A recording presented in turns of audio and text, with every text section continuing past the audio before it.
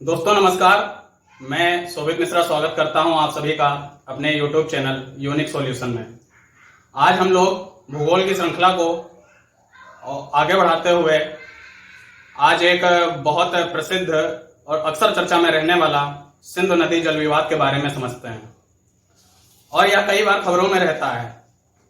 तो चलिए आज इसके बारे में समझते हैं और वीडियो आपको पसंद आता है तो आप वीडियो को लाइक शेयर कर सकते हैं और चैनल से जुड़े रहने के लिए आप चैनल को सब्सक्राइब कर लें। तो चलिए प्रारंभ करते हैं कि क्या है सिंधु नदी जल विवाद। सिंधु नदी जल विवाद को समझने के लिए पहले आपको यह अवश्य जान लेना चाहिए कि सिंधु नदी का उद्गम कहां से होता है और किस तरीके से उसका बहाव क्षेत्र कहां कहां पर है। तो चलिए देखते हैं।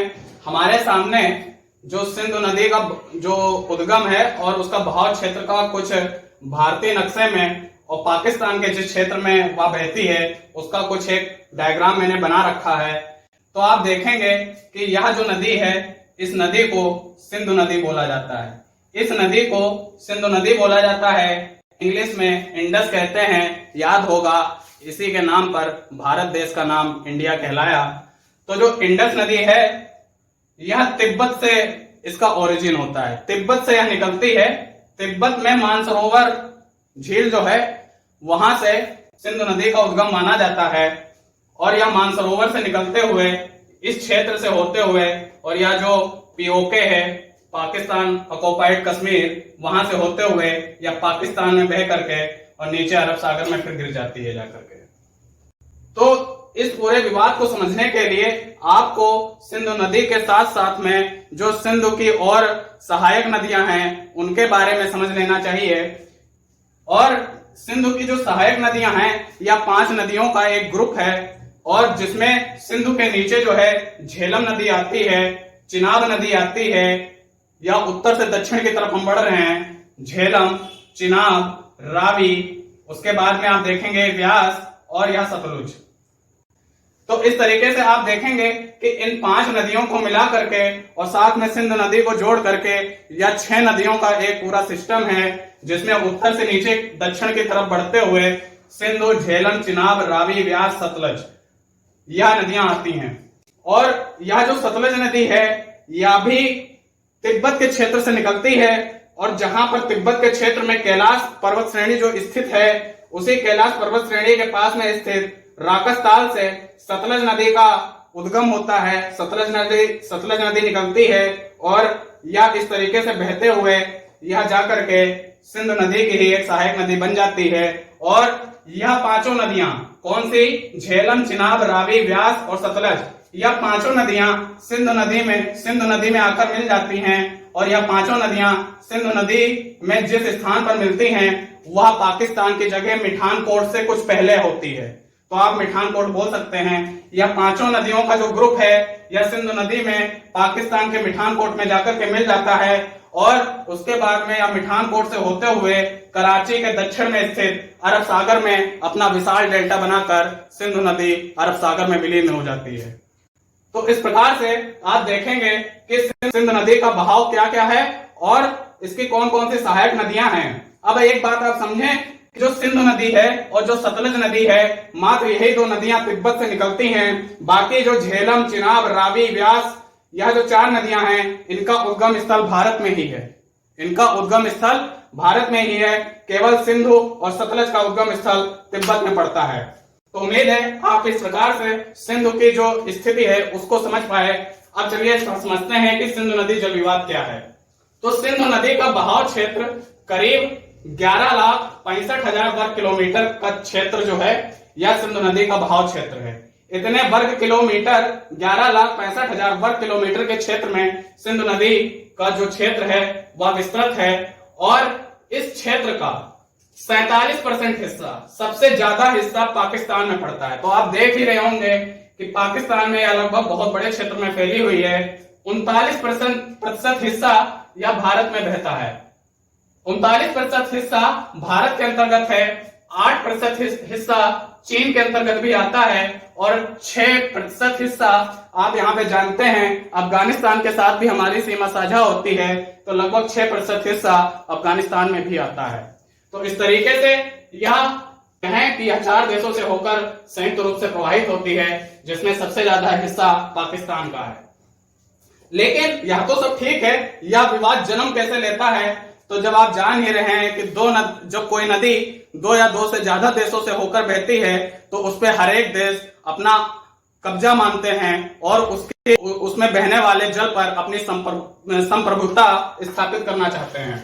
तो हुआ यही कि जब 1947 से पहले भारत और पाकिस्तान एक ही थे, और जब 1947 में देश आजाद हो गया तो देश आजाद होने के साथ साथ में नदियों का बंटवारा भी चालू हुआ, और 1948 में पाकिस्तान ने हमला किया भारत पर।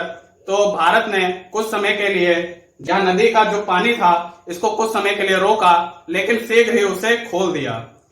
और 1951 में पाकिस्तान ने भारत पर यह आरोप लगाया कि उसके कई गांवों को पानी की सप्लाई नहीं की जा पा रही है, क्योंकि भारत सिंधु नदी और उसकी सहायक नदियों के जल को रोकता है। और इसको देखते हुए 1951 में अमेरिकी विशेषज्ञ डेविड लिनेनथेल, नाम याद रखिएगा, यह जो नाम है आवश्यक रहेगा, डेविड लिनेनथेल, इन्होंने सिंधु बंटवारे को तकनीकी तथा व्यापारिक स्तर पर सुलझाने की सलाह दी तथा एक लेख लिखा। मतलब कि यह जो विवाद है इसको तकनीकी और व्यापारिक स्तर पर सुलझाने की सलाह दी और अपने लेख प्रकाशित किए। तो जब अमेरिकी विशेषज्ञ का लेख प्रकाशित हुआ तो वर्ल्ड बैंक, जिसकी स्थापना 1944 में हो चुकी थी, उसके जो हेड थे, उन्होंने जब वह लेख पढ़ा तो उन्होंने इसके बीच में यह जो बंटवारा है सिंधु नदी को लेकर के, इसमें मध्यस्थता करने के लिए अपनी जो है सहमत प्रस्तुत की, और जिसमें दोनों देश भारत और पाकिस्तान सहमत हुए। और इसी के चलते वर्ल्ड बैंक ने इस मामले में मध्यस्थता की। तो 1951 में अमेरिकी विशेषज्ञ डेविड लिनेनथेल ने सिंधु बंटवारे को तकनीकी तथा व्यापारिक स्तर पर सुलझाने की सलाह दी और वर्ल्ड बैंक ने इस मामले में मध्यस्थता की। ठीक है, अब कई चरणों में वार्ता हुई। 1951 से लेकर के 1960 तक कई चरणों में वार्ताओं का दौर चला, और 19 सितंबर 1960 को, तारीख सन को जरूर याद रखिएगा, 19 सितंबर 1960 को भारत के प्रधानमंत्री जवाहरलाल नेहरू तथा पाकिस्तान के राष्ट्रपति अयूब खान ने रावलपिंडी में समझौते पर हस्ताक्षर किए। मतलब कि वर्ल्ड बैंक ने जब मध्यस्थता करके दोनों के बीच में सहमत बना ली तो रावलपिंडी में भारत की तरफ से भारत के प्रधानमंत्री गए और पाकिस्तान की तरफ से पाकिस्तान के राष्ट्रपति आए जो कि अयूब खान थे, और दोनों के बीच में समझौता हुआ। और इसी को लेकर के आज के समय में कई आलोचक इस बात की आलोचना करते हैं कि भारत की कार्यपालिका का जो आप कह सकते हैं जो प्रधान है उसमें कोई भी कार्य जो किया जाता है वह राष्ट्रपति की सहमति से किया जाता है। तो जब पाकिस्तान के राष्ट्रपति ने सिंधु बंटवारे पर समझौता किया तो भारत की तरफ से राष्ट्रपति क्यों नहीं गए थे, भारत की तरफ से प्रधानमंत्री क्यों गए थे? तो इसीलिए आज भी भारत के प्रधानमंत्री को लेकर के इस बात में आलोचकों का अपना कथन रहता है। अब यह विवाद जो था और इसके बीच में समझौता किस प्रकार से हुआ, तो इसके निष्कर्षों को आप ध्यान से समझ लें कि यह जो 3 नदियां हैं, रावी, व्यास और सतलुज, आप यहां से एक लाइन खींच दें तो रावी, व्यास और सतलुज, इनको पूर्वी नदियां बोला गया, और चिनाब, झेलम और इंडस, मतलब कि सिंधु, झेलम और चिनाब, इनको पश्चिमी नदियां बोला गया। इधर की नदियां पूर्वी, इधर की नदियां पश्चिमी।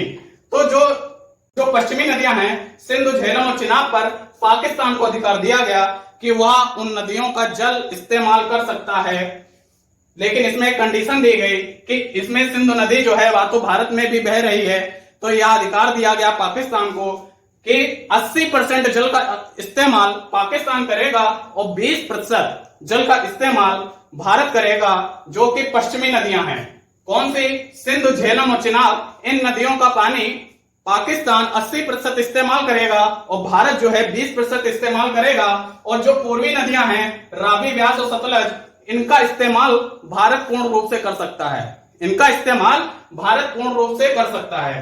तो उम्मीद है आप 80% और 20% के जो दोनों में समझौता हुआ है उसको आप समझ पाए।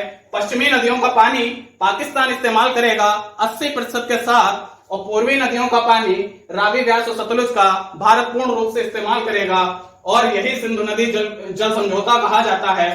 तो यह तो सब ठीक है और दोनों के बीच में आपस में सहमत बन गई और इसी सहमत के चलते दोनों देशों ने एक एक आयुक्त गठित कर रखे हैं। दोनों देशों ने एक एक आयुक्त गठित कर रखे हैं जो इस बात की समीक्षा करते हैं कि दोनों के बीच में समझौता सही रूप से चल रहा है या नहीं। और इसी समझौते की समीक्षा के लिए एक जल आयोग का भी गठन किया गया है जो यह देखता रहता है कि दोनों तरफ से होने वाले किसी विवाद का निपटारा किया जा सके। इसके बावजूद भी पाकिस्तान की यह नियत रहती है, यह उनका हमेशा एक पूर्वाग्रह रहता है कि जो काम भारत के द्वारा किया जा रहा है वह हमेशा उनके विरोध के कारण ही होता है। क्योंकि जब 20% पानी का इस्तेमाल की इजाजत भारत को दी गई, इसके साथ साथ में भारत यहाँ पर जो पश्चिमी नदियां हैं वहां पर सिंचाई, इन नदियों के जरिए सिंचाई की परियोजनाएं चालू कर सकता है। सिंचाई परियोजनाएं चालू करने के साथ साथ जो हाइड्रो इलेक्ट्रिक पावर प्लांट होते हैं, जल विद्युत परियोजनाएं होती हैं, उनको बना सकता है। और इन्हीं के कारण जब भारत कोई इरिगेशन प्रोजेक्ट चालू करता है, सिंचाई का कोई प्रोजेक्ट चालू करता है या कोई जल विद्युत परियोजना बनाने जाता है, तो पाकिस्तान यह कहने लगता है कि भारत सिंधु नदी जल समझौते का जो है उल्लंघन कर रहा है। और उसी के चलते अक्सर यह जो सिंधु नदी जल समझौता है यह विवादों में आ जाता है। और आपको याद होगा कि तुलबुल परियोजना जो कि झेलम नदी पर चालू की गई और किशन गंगा प्रोजेक्ट जो कि किशन गंगा नदी पर चालू की गई, इसका पाकिस्तान ने विरोध किया। तो विरोध किया, लेकिन उसके बाद में दोनों के बीच में जो आयुक्त और जो जल आयोग है उसकी वजह से बाद में यह समझौता बाद में दोनों के बीच में सहमत फिर बन गई। लेकिन यह बार बार विरोध की घटना होती रही और आप जानते हैं कि 2016 में पाकिस्तान ने जो है उरी हमला किया। पाकिस्तान के जो प्रेरित आतंकवादी हैं उन्होंने उरी में हमला किया। तो भारत के प्रधानमंत्री ने कहा था कि blood and water can not supply together, कि पानी और खून एक साथ नहीं बह सकता है। तो उन्होंने इसीलिए कहा क्योंकि उन्होंने पश्चिमी नदियों के बारे में यह सब नहीं कहा। आपको पहले ही क्लियर कर दूं, पश्चिमी नदियां तो वैसे भी 80% पानी पाकिस्तान के पास ही जा रहा है। आप यह देखें कि भारत एक लोकतांत्रिक देश है और भारत दूसरों अपने पड़ोसी देशों के प्रति सहानुभूति की भावना रखता है, उनके प्रति हमेशा साथ में खड़े होने की भावना रखता है। और पाकिस्तान के साथ भी भारत ने ऐसा ही किया है, जैसा कि अन्य देशों के साथ नेपाल, बांग्लादेश, म्यांमार, मालदीव, श्रीलंका आदि इन सब देशों को जिस प्रकार से हमेशा मदद पहुंचाता रहता है, भारत ने पाकिस्तान की तरफ भी वैसी ही भावना रखी है।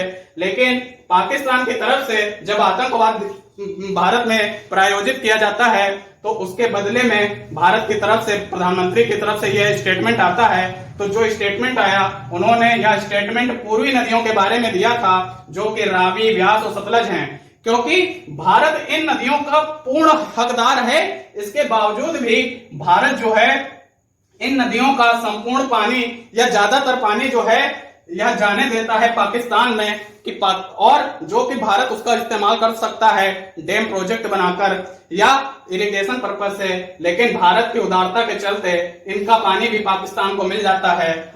इन सब के बावजूद भी 2008 में जो पाकिस्तान का एक मशहूर आतंकवादी है हाफिज सईद, उसने भारत के इस उदारपूर्ण रवैये के विपरीत एक कथन देते हुए कहा कि भारत जल आतंकवाद से ग्रसित है। तो एक आतंकवादी खुद आतंकवाद के बारे में बता रहा है, तो यह एक बिल्कुल उल्टी उक्ति लगती है। तो इस प्रकार से आप देखेंगे कि भारत जो है अब जो है अपनी नीति को बदल रहा है और पूर्वी नदियों के पानी को भी इस्तेमाल करने की योजना बना रहा है। और इसी योजना के चलते सतलुज नदी पर भाखड़ा नांगल डैम बनाया गया, व्यास नदी पर पोंग बांध बनाया गया और रावी नदी पर थीन बांध बनाया गया। इसके साथ साथ में व्यास और सतलुज नदी को आपस में जोड़ने की भी योजना कई चरणों में पंजाब राज्य में बनाई जा रही है, जिससे भारत इन पूर्वी नदियों का पानी जो है पूर्ण रूप से इस्तेमाल कर सके और अपने हित में उनको ला सके। तो इस प्रकार से देखेंगे कि हम लोगों ने सिंध नदी जल विवाद को समझा। उम्मीद है आपको यह समझ में आया होगा। और वीडियो अगर आपको पसंद आता है तो वीडियो को लाइक और शेयर करें। चैनल से जुड़े रहने के लिए चैनल को सब्सक्राइब करें। धन्यवाद।